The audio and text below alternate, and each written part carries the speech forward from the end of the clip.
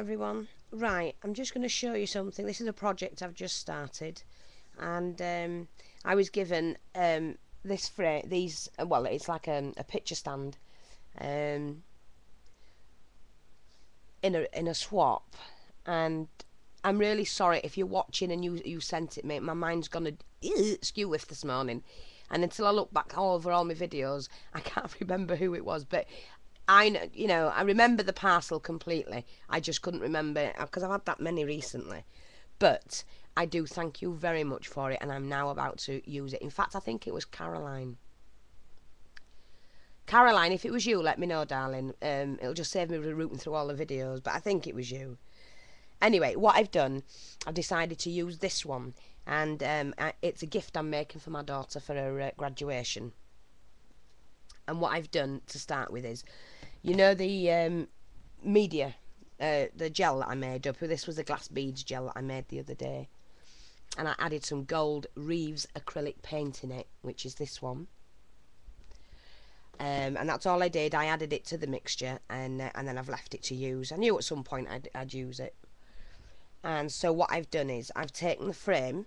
I mean, it folds, right?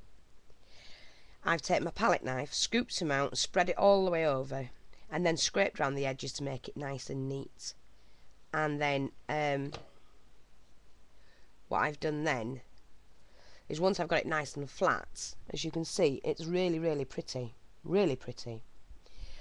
I then sprayed it with my homemade glimmer mist, which is the plush rose pink and the, well, let me think, I can't think of what my own are called, but no, it isn't banana, silly old, come on woman, the fancy grape, and I haven't used them for a while, that's a problem.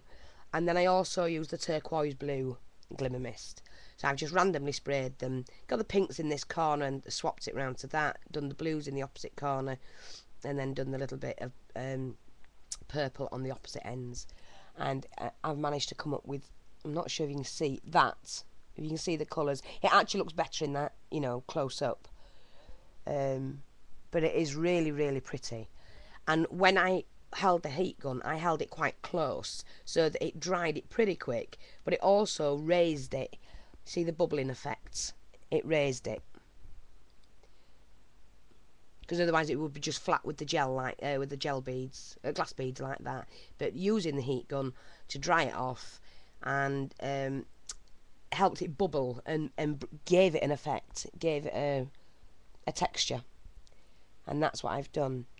So what I'm going to do next is, it's not quite dry, even though I've done it with a heat gun. It needs to dry overnight. I'm going to use this next, which is the Winsor & Newton ink, which is the peat brown. And I'm just going to paint that on with a brush around the edges, all the way around the edges, and I will take it in about 1/2 inch as well. And then I'm going to gloss that, just put a varnish on it. And then when I've done that, I'm going to stick, I haven't got the right paper at the moment. I'm going to look through what I've got, and I just want the matching paper on both sides. And then what I'm going to do is, obviously, make it so there's a border, put the paper on, and then I'm going to stick a photograph of my daughter here, or there, whichever, and one of me and my daughter there. I didn't get one of me, my husband and my daughter until the professional ones come, so I might swap the pictures round, but I will show you as I'm doing it, how I'm doing it, and then I'll be able to give her that, and she'll have a nice little gift. So that's what I'm going to do, and I'm quite looking forward to getting it done and giving it to her. So yeah, I think she'll like that. So there you go, I'll be back. What time are we on? I could actually start that now. I might start that now actually. So I've got my ink, because it's dried enough for me to do it. I just wanted it to be really firm and hardened. So I'm just going to show you what I'm going to be doing with this. I've got a flat-ended brush.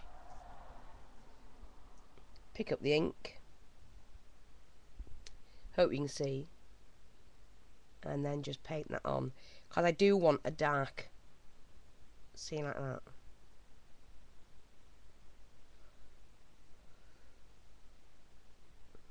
and when it's varnished it's going to look really, really pretty.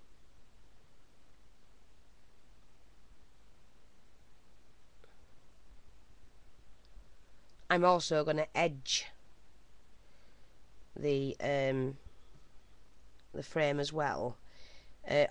On this side, I'm going to edge that with a Tim Holtz walnut stain to blend it in. It'll blend both the ink and the gel in. That's all I'm going to do. Lovely, lovely rich brown colour this is, peat brown.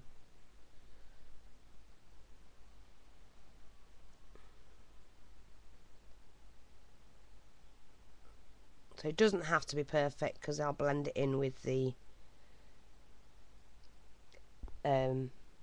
sorry, I'm not showing you, with the Tim Holtz ink. Like I said, I'm just painting it on using a flat brush.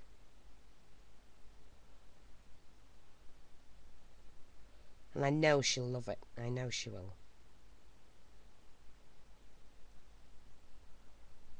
You don't need a lot of ink because it spreads. As soon as it soaks into the wood, it spreads.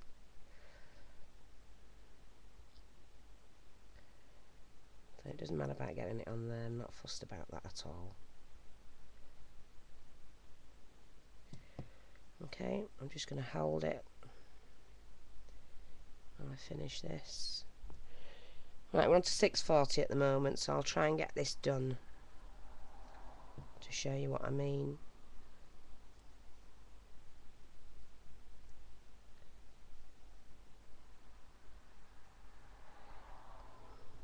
And don't forget to do the, I won't forget to do the underneath, that's what I mean. Am I talking a lot of crap today? My husband's just got up, so we'll be going down to Samuel Taylor's shortly. So please get back in touch if you want anything. Right, so that's all the edge of the frame done. Make sure that's done. Yeah? And then what I'm going to do is I'm going to open the frame, and you see it's already run. Oh, put it on my coffee. It's already run, so I'm just going to help it along, basically. I need to get quite a bit. So I'm leaving a really good 1/2 inch. But it'll be just a centimetre that'll be showing on this side, because when I've papered it. But I'm making sure if I happen to cut it short, which I could do, you know me, it'll still look the same, it'll still look right.